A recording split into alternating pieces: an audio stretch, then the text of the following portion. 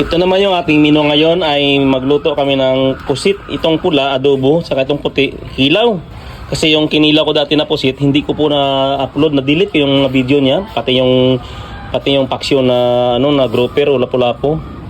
Kaya ngayon, mag-video ako kung paano kikilawin yung puti ha. Saka itong pusit naman na sigarilyo. Ito yung natin.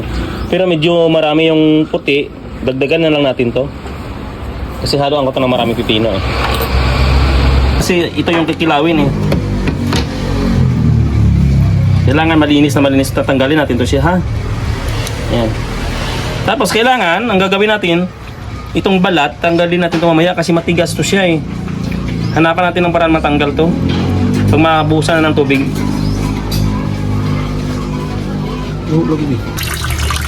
Ganito yung pagtangtang ng kanyang balat. Pero ito makapal to.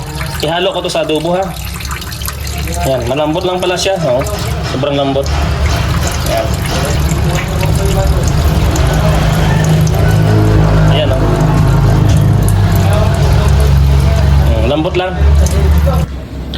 Ito na yung binalatan ko na pusit na puti, ha? Lagyan ko ng mainit na tubig. Ibabag ko sa mga 3 minutes. Yan. Takpan lang natin para hindi makasingaw yung aso niya. Lagay natin mantika kasi gigisa natin tong ating pusit. Yung mantika natin mainit na to kasi galing to sa sa fried chicken. Ito yung manglamas natin ha. Ang sabay natin dito, garlic, onions, bombay, luya, saka sili. Mamaya na yung kamatis.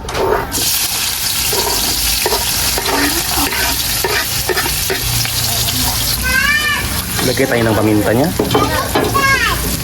Magic. Yan. Ilagay natin yung kamatis. Tapos maya konti, isunod na natin yung pusit. Yung binili ko na pusit, yung sigarilyo, yung mahaba. Ano yan? Ito yun oh, yung pula.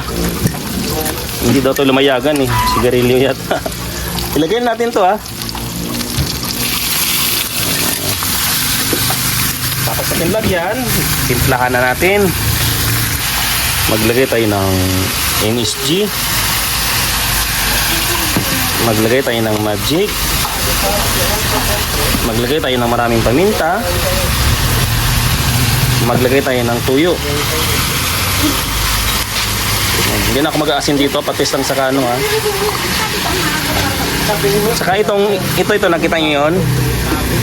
Yan, ink niya ng yung puti na pusit. Lagyan natin ng vinegar anting-anting. Yan. Mamaya maglagay ako ng white sugar. Takpan muna natin 'to. Maglagay lang ako konting patis. Yan, saka asukal. Hindi na ako maglagay ng cornstarch dito ha. Yan. Ito na yung aming menu naman yan. Pusit na naman. Saka magkilaw tayo ng pusit. Saka lagay natin yung ilang pirasong labuyo para magpaganda sa mata. Okay na itong aming adobong pusit. Iwain natin yung pangkilaw. Ganun lang. Ako natugi steam ha. Gibabad sa mainit na tubig. Yan, ganun na kasimple. Yung galamay ha, kahit hindi natin hiwa-hiwain ng ng maliliit. Ganyan lang. Ganyan na siya. Yan ang outcome niya. Tapos ilagay natin ng lamas mamaya ha.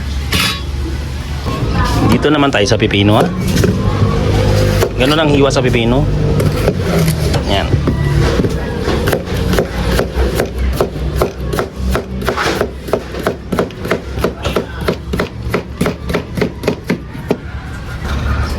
Ready mix na to yung ating pangkilaw ha.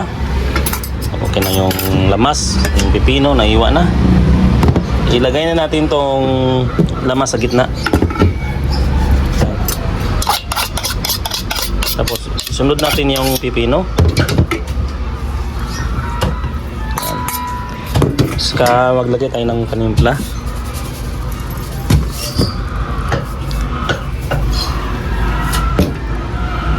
Asin. Paminta. Patis. Anting-anting. Yun. Suka. Saka ukay-ukayin na natin to.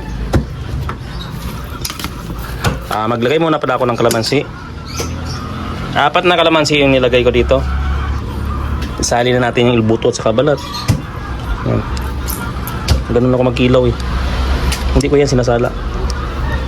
Yan. Para yung aroma ng balat ng kalamansi sa kabuto, maamoy mo. Yan. Ito na yung ating kinilaw na pusit with pipino. Hindi ko yun na-upload dati pero ito upload yun na to.